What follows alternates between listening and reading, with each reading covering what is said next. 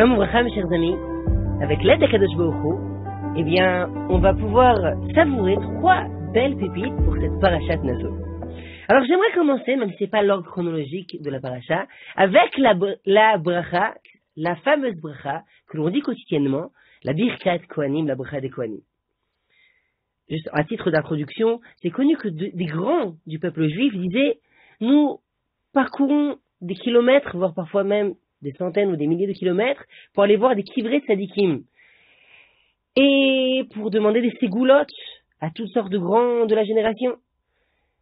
Mais sachez que la bracha des Kohanim, c'est une bracha qui vient directement d'Akadosh Baruch Hu. Comme c'est marqué, Va'ani avarechem. C'est moi qui les bénirai. Hachem dit, personnellement, je les bénirai. Donc la Birkat Kohanim a une importance phénoménale, extraordinaire. Et voici que quoi? Donc on dit d'abord à Aaron, Hachem dit à Moshe Rabbeinu, dit à Aaron, Ve'el banav, et à ses enfants les morts en disant, Kote baruch ben Israël, ainsi vous bénirez le peuple juif. Et la fameuse bracha que même tout père dit le soir du Shabbat, Yevarechecha Hachem, ve'ishmerecha, qu'Hachem te garde, te bénisse et te garde. C'est la bracha matérielle. Yaher Hachem panav lecha vichuneka, qu'Hachem t'éclaire, comme dit Chazal, panim sochakot, telle une personne qui a le visage rayonnant vers toi, il t'agrée. Vichuneka qui t'accorde la grâce, Issa Hachem panav lecha ve'yasem lecha shalom, qui il y a plusieurs significations qui te pardonnent tes fautes, il te relève, et il t'amène le shalom. Et voici que la conclusion, juste après ça, le pasuk dit, al bnei Israël, vous mettrez mon nom, vous les Kohanim, sur le peuple de juifs, et je les bénirai. Et là, la question se pose, qu'est-ce que ça veut dire mettre le nom de Dieu sur le peuple juif? Si l'on parle de la bracha même, alors, c'est quoi cette redondance? Al ben Israël, vous mettrez le nom, et je les bénirai. Non, c'est donc pas la bracha. Il y a quelque chose qui précède à la bracha. C'est mettre le nom d'Hachem. Mais que veut dire mettre le nom d'Hachem sur le peuple juif? C'est la question. Alors, j'ai vu une merveilleuse explication du Baal Hakeda Yitzhak. Il dit comme ça, un jeune enfant qui se balade sur la rive d'une rivière, eh bien, il est étonné. Il dit, papa, je comprends pas. Est-ce que c'est la même rivière? Là, c'est un petit filet d'eau, alors que tout à l'heure, c'était un courant énorme, papa. Je ne comprends pas. Est-ce la même rivière? Et si oui, papa, alors pourquoi il y a un changement? Et le père de lui répondre, mon fils, cette source d'eau en amont, c'est en réalité la même rivière. Tout dépend en réalité de la rive elle-même. Tout dépend de la rive. Si la rive est profonde et large, alors tu verras énormément d'eau, des eaux tumultueuses. Mais si la rive est étroite et peu profonde, c'est un filet d'eau qui va y passer. Tout dépend de la rive même. En d'autres termes, la bracha se déverse. Hachem déverse sa bracha sur le peuple juif. Mais il y a besoin d'une préparation à ça. Il y a besoin de recevoir cette bracha-là.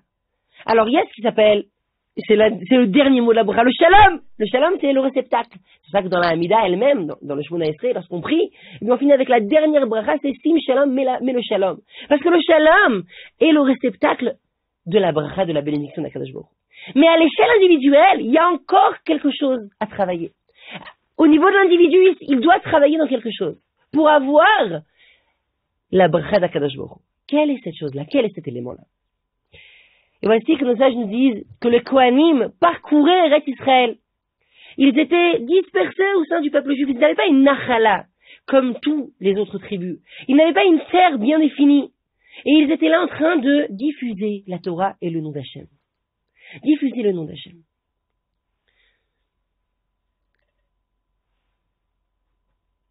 La clé pour recevoir la bracha, pour être apte à pouvoir recevoir justement toute cette bracha-là qu'Akadosh Baruch Hu nous donne, c'est en réalité de comprendre, d'intégrer et de vivre que mon besoin, seul mon Créateur peut me l'accorder.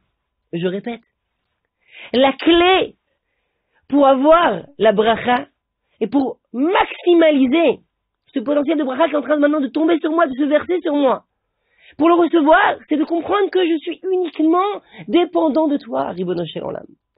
Quand une personne, elle comprend ça, alors à ce moment-là, la bracha, elle se dépose sur lui.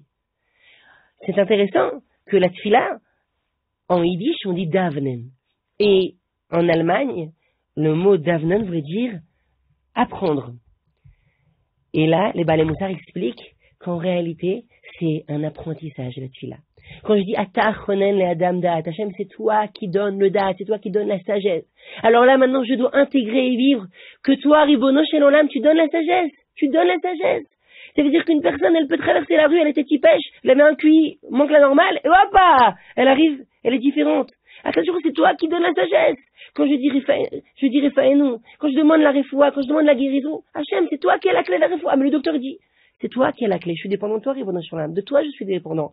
Quand je demande la bracha, Hachem, c'est de toi que je suis dépendant. Quand une personne, elle fait tefila après tefila, jour après jour, quotidiennement, alors il y a un auto-apprentissage. Il comprend que quoi?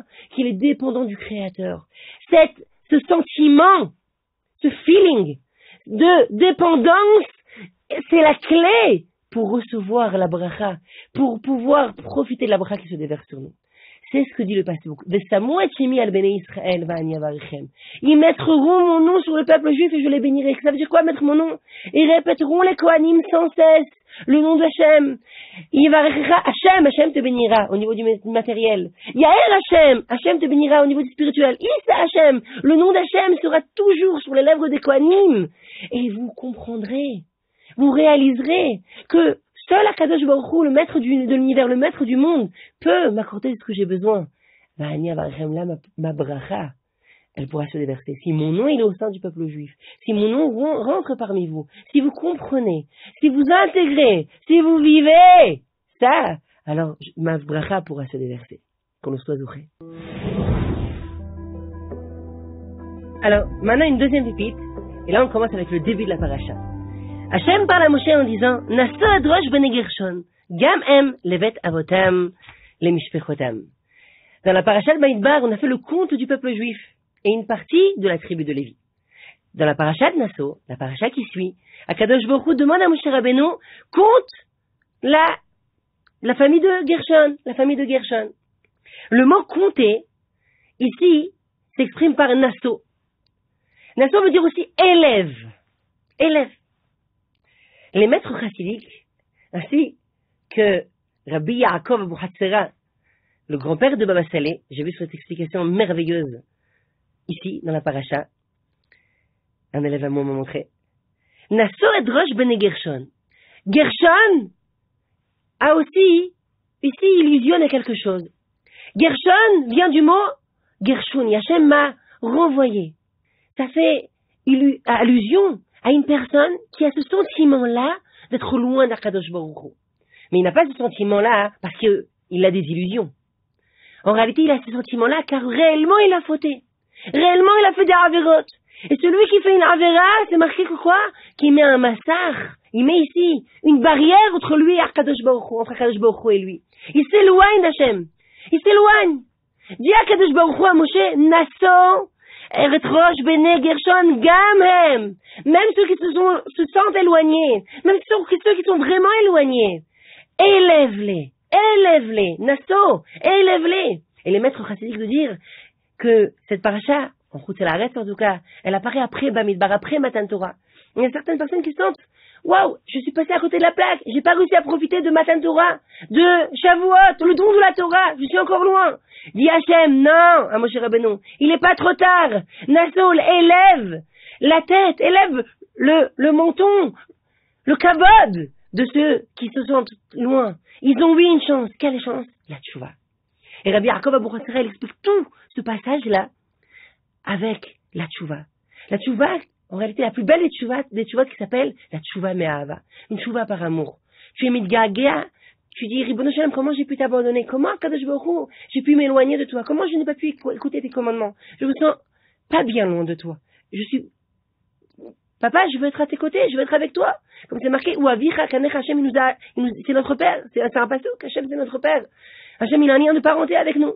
Et une personne qui, justement, par des garagouim, par engouement, il veut retourner vers Hachem. Avec ce sentiment de, comment ai-je pu te faire du mal, Ribono Shel Olam? Comment ai-je pu n'avoir pas agi comme toi tu voulais de moi? Et un sentiment de regret, il fait une chouva, il revient vers Akadosh Baruch Hu, et il regrette amèrement. Ça, c'est la plus belle des chouvas. Il y a la chouva de Ira, une personne qui a peur de Onesh, et une personne qui a peur de, waouh, après 120 ans, vraiment, je vais me taper des claques, ouais. Alors il a peur, il revient. Mais une tchouva, mais ahava, avec amour. C'est deux niveaux. Les deux, Hachem, il accepte. Et à tout âge, Hachem, il accepte. Mais là, le pasteur qui parle de ça. Et c'était marqué que quoi? C'est marqué ici. Alors tu les compteras, comme on a vu dans le Pshat, c'est-à-dire Hachem, il demande à Moshe Rabbeinu de compter cette partie du tribu de Lévi, de 30 à 50 ans, comme ça c'est marqué, afin d'être dans l'armée d'Hachem. Ça c'est dans le Pshat, ça c'est la manière simple de comprendre les choses. Dans la partie un peu plus profonde, dit Rabbi Yaakov Abu Khatsera, de 30 à 50 ans, c'est la plus belle des tchouva aussi. Pourquoi? Parce que c'est dans la force de l'âge. La tchouva est toujours reçue avec bras ouverts par Akadosh Baruch Hu. Mais quand une personne, elle a encore la possibilité de faire des avérotes, elle a encore la possibilité de, je veux profiter de la vie entre guillemets, si on peut s'exprimer ainsi. Je veux vivre ma life sans Akadosh Baruch Hu. Mais il dit non, pas du tout, il se reprend. Alors que le Sera, il est encore fort, le Sera, il est puissant, le Sera, il brûle, c'est du feu, c'est du H, le Sera, c'est marqué, c'est du H. Et avec ça, il dit non, je retourne vers Hachem, là c'est la plus belle des tchouva. Là, c'est la plus belle tchouva. Bien que Béhémet, il a la possibilité, il s'arrête, il dit non, je contrôle. Ça, c'est la plus belle tchouva. C'est pour ça qu'il y a marqué ici, entre 30 et 50 ans. Comme ça dit Rabbi Yaakov Abu Khatsera. Et qu'est-ce qu'il y a marqué là-bas? De faire l'armée d'Hachem. L'itzvot, ça va. L'armée d'Hachem. Alors, la tribu de Lévi, c'est quoi l'armée d'Hachem? C'est de s'occuper du Kodesh, du sanctuaire, du Mishkan, des Kélim du Mishkan. Oh, ils avaient une part extraordinaire au sein du peuple juif. Dit Rabbi Yaakov Abu Khatsera, encore dans la vision. Il dit comme ça, l'itzvot, ça va. Il y a une redondance. Être à l'armée, il y a 2 fois le mot armée. On aurait pu l'éviter. Pourquoi? Il dit parce qu'en réalité, quelle est l'armée d'un homme lorsqu'il arrive au ciel après 120 ans? Quelle est l'armée d'un homme? C'est ses mitzvot. C'est ses mitzvot. Le type, il a dépensé des milliards pour faire des bêtises. Ah, il va pas les trouver là-bas, ces milliards-là. Ces milliards-là, il va pas les trouver. Il va pas les trouver. Toute sa vie, mais il a dépensé. Il va pas les trouver là-bas. Qu'est-ce qu'il a trouvé? Il va trouver ses mitzvot. Ces mitzvot, c'est l'armée de Malachim qu'il va trouver après. Waouh! Je m'attendais pas. Mais ça, c'est les 50 € que j'ai donné à un kollel. Ah, ça, c'est les 20 € que j'ai donné à la Sina. Ah, ça, c'est pour la tzaka que j'ai fait. Je m'attendais pas. Des Malachim qui sont là, ils l'accueillent. Ils disent, ouais, on est là pour toi. On est là. Tu nous as créés. Ça, c'est l'armée. Les tzvot, ça va, hein. Ici, il y a comme une redondance. Il y a 2 fois le mot armée. Dit Rabbi Yaakov Abu Khatsera, c'est quoi cette double armée? Dit Rabbi Yaakov Abu Khatsera, quand une personne, elle fait tchouva me'ahava parce qu'elle aime Hachem, c'est averot, elle se transforme en mitzvot. De ce fait, il y a 2 armées qui vont l'accueillir. 2 armées de malachim qui seront là pour le protéger, pour l'aider, pour l'accueillir. Non seulement c'est mitzvot, mais aussi c'est averot. Non seulement les mitzvot qu'il a accueillis, mais les averot, comme il a fait tchouva me'ahava, il a un regret sincère et profond. Il veut retourner vers Akadosh Baruch Hu. Il regrette ce qu'il a fait. C'est averot, c'est malachim se transforment en mitzvot. Ce sont les deux armées qui l'accompagnent. Et là, le pasuk finit en beauté. C'est marqué Zot avodat mishpechot ha-Gershon la avod ou les massa. Ça c'est la avodat de la mishpacha de Gershon, la avod ou le massa, de travailler ou le massa et de porter. Rabbi Yaakov Abu Khatsera encore une fois explique très joliment. Il dit c'est quoi la avod ou le massa? C'est la avod, ce qu'on appelle le service divin, la tfila. Le Baal Tshuva, il va devoir s'adonner encore plus à la tfila pour acquérir une proximité avec Akadosh Baruch Hu, celle qu'il avait perdue. Et Massa, c'est quoi? C'est le poids de la Torah. Il faudra qu'il étudie, oui, il doit fixer des moments de Torah. Il doit, oui, fixer des moments de Torah. Parce que la Torah, elle est métaère l'homme.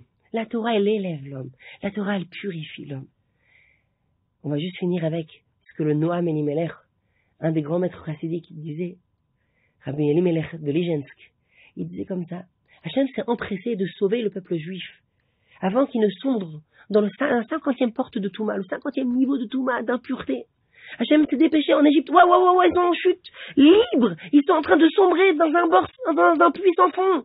Ils vont atteindre le 50e niveau de Touma. Il faut que je les sorte. C'est pour ça que la sortie d'Égypte s'est faite avec un empressement total. 49e et pas 50e. Dit le Noam Elimelech. Ça c'est avant Matan Torah. Ça c'est avant le don de la Torah. Mais après le don de la Torah, même si Chad Veshalom, une personne a franchi le seuil de la 50e d'Arga, niveau de Touma, il est au minus 50, c'est les Rechaim, les plus graves et les plus... Même là, Akadosh Baruch Hu peut le récupérer. Avec la force de la Torah, avec la pureté de la Torah, avec la Kedusha de la Torah, il peut se propulser et se rapprocher d'Hachem.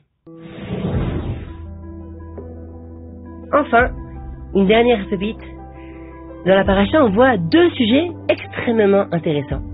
Deux sujets merveilleux. Le sujet de la sota. Cette femme-là, dont son mari a vu qu'elle avait une conduite suspicieuse. Elle parlait beaucoup avec des inconnus. Elle s'enfermait avec des inconnus. Jusqu'à ce que son mari lui a dit « Attention, attention madame, je ne veux pas que tu t'enfermes avec des inconnus.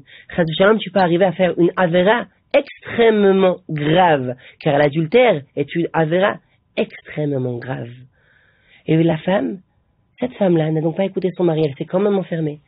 Et donc, on ne sait pas si elle a fauté ou pas. Et Hachem dit, elle doit monter au Beth Amikdash, donc à Jérusalem, dans le sanctuaire au temple, dans le Beth Amikdash, où elle buvait de l'eau où il y avait de l'eau du kior. Le kior était ce kéli-là, cet ustensile où il y avait l'eau qui permettait de purifier les mains et les pieds des Kohanim avant de faire le service d'Hachem. On prenait de la poussière du temple, on mettait dedans et on effaçait le nom d'Hachem, le nom ineffable d'Akadosh Baruch Hu dans l'eau, et puis elle buvait. Si elle avait fauté, elle littéralement explosait. Et sinon, alors non, elle avait la bracha sur elle. Le nom d'Hachem a posé sa bracha, comme ça explique le Orach Chaim Akadosh, sur elle. Ça c'est le premier sujet. Et juxtaposé à ce premier sujet, un second sujet qui s'appelle la paracha du Nazir. Le Nazir est la personne qui se prend en main. La personne qui dit non, je ne veux pas sombrer dans la matière. Je ne veux pas être complètement embourbé dans tous les plaisirs et les kiffs de ce monde. Certes, je veux profiter de ce monde pour l'utiliser dans ma avodat Hashem, dans mon service divin. C'est pour ça que un juif se marie. Un juif a des enfants, un juif profite du Hag, de la fête, du Shabbat. Un juif va donc prendre, c'est le chemin de la Torah, il va prendre la matière pour l'élever, lui donner une consonance spirituelle. Il a éternisé, il a élevé, il a rendu spirituelle la matière, c'est le but de ce monde. Mais une personne qui voit, qui a une certaine sensibilité, il a une certaine attirance vers la matière, une déviation un peu trop grande vers la matière, il a du mal à trouver son équilibre. Hop, qu'est-ce qu'il fait? Il met une barrière temporaire, parfois même plus s'il y a besoin, où il va dire non, j'arrête ici le vin. Le vin, je me sépare. Le vin, c'est le symbole du plaisir, le symbole du kiff, on va dire comme ça. Ainsi que tout ce qui touche à l'impureté, il va garder sa pureté. C'est pour cela qu'on l'appelle le nazir, qui vient du terme nézer en hébreu, qui veut dire un diadème, celui qui porte le diadème. Celui qui porte le diadème. Et là, nos sages demandent, pourquoi ces deux parachiotes, ces deux sujets-là, sont-ils juxtaposés l'un après l'autre dans la Torah? La juxtaposition de ces deux sujets viennent nous transmettre un message. Lequel? Pourquoi la paracha de la sota, de la femme, donc cette femme-là qui s'est enfermée et qui a fait peut-être une très grave avéra, même s'enfermer avec un autre homme? C'est pas normal, c'est pas beau, c'est pas moral. Et alors que ton mari te l'a dit. Et la paracha du nazir, celui qui porte le diadème, qui a décidé de prendre la matière, de la saisir, de pouvoir dominer la matière, mais ne pas être dominé par la matière. Pourquoi ces deux parachiotes sont-elles juxtaposées?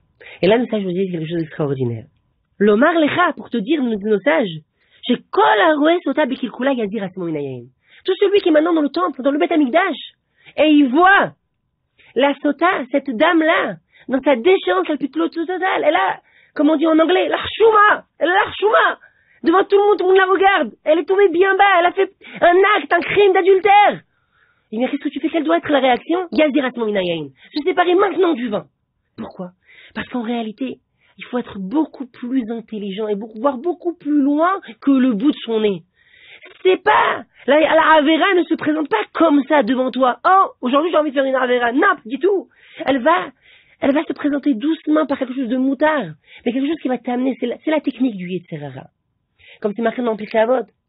La Srog de Kalut Roche, la rigolade, les blagues, la frivolité avec d'autres dames. Et ma Margueline, ta dame, la herva. Et ça l'habitue à arriver jusqu'à la herva. Tu es en train maintenant d'estomper les limites entre toi et madame. Et chas v'shalom, tu peux arriver. Mais madame, c'est pas ta madame.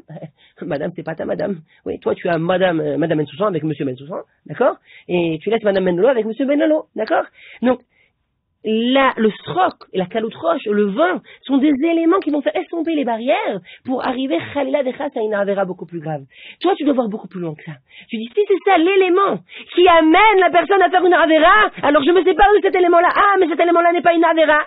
Cet élément-là, le vin, n'est pas une avéra en soi. C'est pas une avéra de boire du vin. C'est pas une avéra de faire des blagues. C'est pas une avéra, Rav. Vous êtes trop religieux pour moi. Monsieur le Rav, vous êtes trop religieux pour moi. Ok, d'accord. Mais on a compris. La Torah, elle a compris. La Torah te dévoile comment le Yetzer Hara fonctionne dans un homme. Comment un homme fonctionne.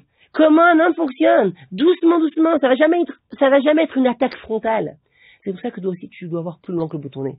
À titre, vraiment, pour le kiff, je vous raconte une petite histoire, une très belle histoire avec Rabbi Yonatan Eibshitz. Rabbi Yonatan Eibshitz, il était rave en France, mais c'était un enfant, un petit chenapan. Un chenapan qui a fait les 400 coups avec ses parents, et qui finalement a grandi et est devenu un des plus grands sages qu'a connu le peuple juif il y a à peu près 250 ans. Le Rabbi Yonatan Eibshitz. Et voici, je crois qu'on est le soir du Seder. Et dans certaines familles, c'est l'enfant qui va prendre la ficomane, la cacher, et c'est au papa de la trouver. Et c'est ce qui se passait dans cette famille. Donc là, on s'approche du Khatot, le milieu de la nuit, on doit manger la ficomane avant le Khatot, le milieu de la nuit. Et là, le père dit, Jonathan, j'ai cherché partout, je ne trouve pas la ficomane. Donne-moi la ficomane, t'as gagné, allez. Papa, j'ai pas de problème, je te rends la ficomane, mais je veux un cadeau. D'accord. Quel cadeau tu veux?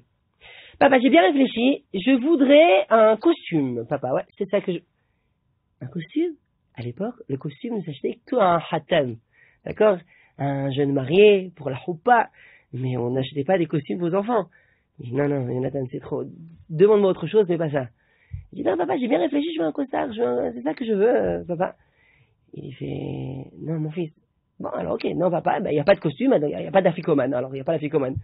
Mon fils, je t'ai dit, papa, pas de costume, pas d'afficomane. D'accord, mon fils, tu auras le costume. Ah! Le petit Jonathan, il prend donc la matzah, la ficomane, et il la remet à son papa. Top, tout le monde s'assoit, tout le monde doit manger un bout de ficomane, et voici que le papa fait la distribution. Il donne à tout le monde, tac, la maman, les enfants. Il y a Jonathan, il va sauter. Jonathan, il fait, papa, tu m'as oublié? Je suis pas juif, je fais pas les mitzvot, moi, papa?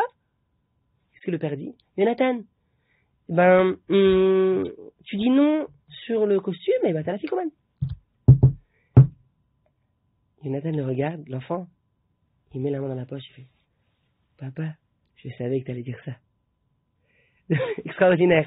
Donc c'est le petit Jonathan, il avait déjà quelle aurait pu être la réaction du père. Et il avait prévu. C'est ce qu'on doit faire aussi avec le Yetzer Hara. Ça veut dire que quoi? Qu'on doit être clairvoyant. On doit être ce qu'on s'appelle un visionnaire. D'accord? On doit voir beaucoup plus loin. Le Yetzer Hara, il peut me prendre ici. Alors c'est de là, déjà, que je vais lui couper les ponts. Pour résumer, mes chers amis, nous avons vu ensemble la Birkat Kohanim. Et la clé pour recevoir la Bracha, c'est de comprendre, de vivre. Et Kadosh Baruch Hu, tu es mon créateur. Et à chaque moment, je suis dépendant de toi. Dans chaque élément de ma vie.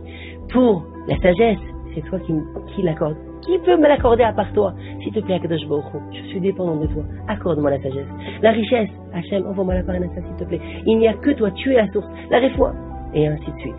Comprendre que nous sommes dépendants du Créateur. Nous continuons.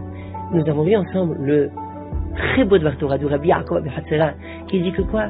Que Nasso élève la tête de Bnei Gershon. C'est qui la famille de Gershon? C'est ceux qui pensent, Hachem, je suis tellement loin de toi. Je suis tellement loin de toi. Non!